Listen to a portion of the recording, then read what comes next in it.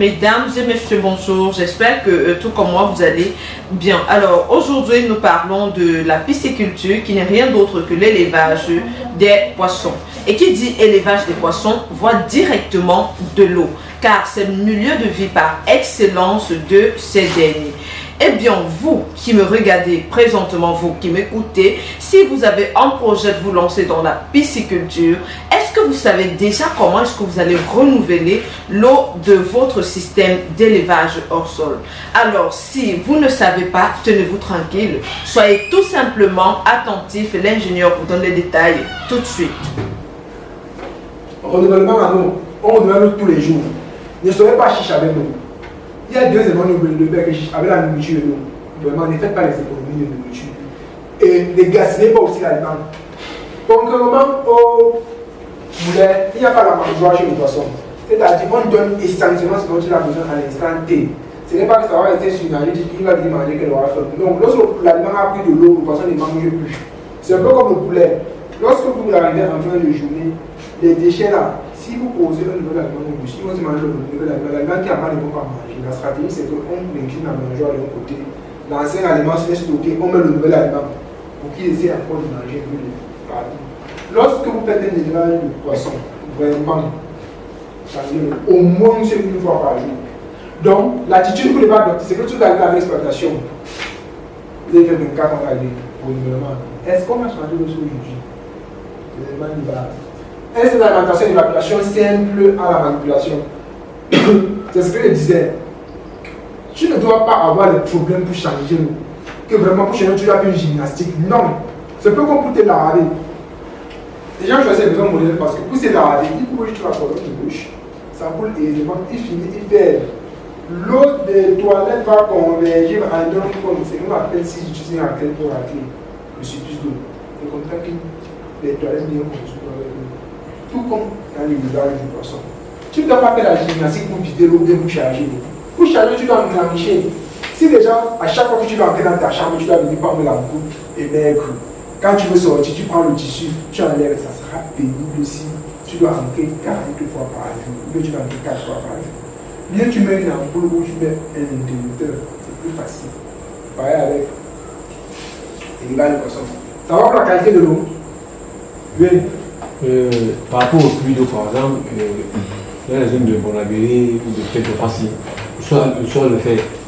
Essaye de ne pas déranger la conscience de poisson. Oui, exactement. Bonabéry de Passy, en zone, doit la caquer le troisième est ferragineux, c'est naturel. Ça dérange pas. Est-ce que lorsque vous buvez l'eau, vous ressentez le fer? Non, mais c'est pas bon pour santé. Exactement. C'est là où je dis que c'est incolore et une odeur sans saveur. En gros, ça ne dérange pas.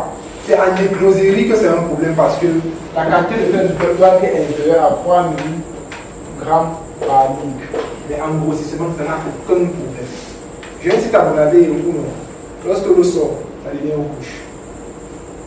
Parce que l'eau est riche en ions terrestres. En présence de l'oxygène, il y a précipitation et formation de la rouille. Donc l'eau là est rouge. Mais ne dérange pas. Si je change mon eau tous les jours, je donne la nourriture normalement, le poisson n'amuse pas. Si le poisson meurt, c'est qu'on a mis quelque chose dans l'eau. J'insiste encore là-dessus. Une odeur qui est incolore, une odeur. On n'a pas dit que l'homme doit boire. Même à l'école primaire, on disait que les caractéristiques, avant d'entrer dans la physico-chimie, pour dire qu'il ne doit pas avoir les salmonelles, il ne doit pas avoir ici. À l'école primaire, une autre odeur qui est incolore, une odeur sans saveur. On n'a pas dit que c'est méchant, ne tue pas l'homme si c'est comme ça. Là, on entre dans autre chose. Je reviens à la psychologie, je dis la même chose.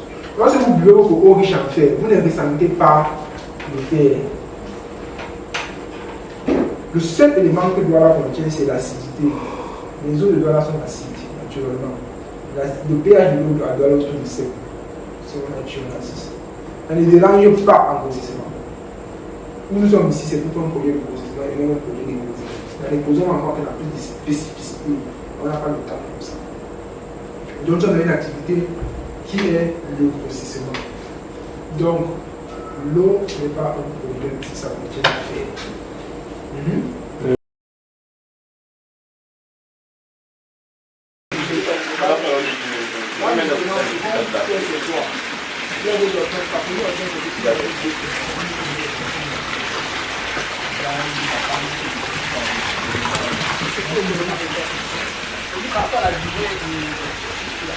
C'est plus le rapport qualité-prix dans tous les gens, puisque là, c'est une phase qui est si demain vous voulez faire un building, vous devez faire. Alors, passionnés de la pisciculture, j'espère que vous avez pris des notes par rapport au renouvellement en eau dans vos bacs hors sol. Voilà, c'est essentiel, c'est capital, comme j'ai l'habitude de le dire, mais ce n'est pas tout.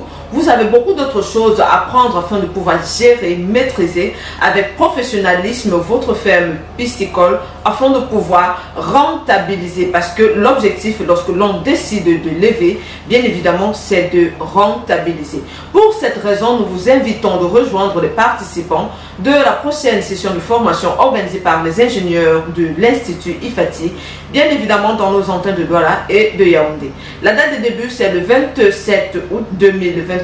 Mesdames et messieurs, venez nombreux. Tout de suite, vous aurez le visuel qui vous donne de façon détaillée la durée, le coût et la date de début de la dite formation piscicole. On se retrouve demain avec la même motivation, cette fois pour parler d'un autre thème.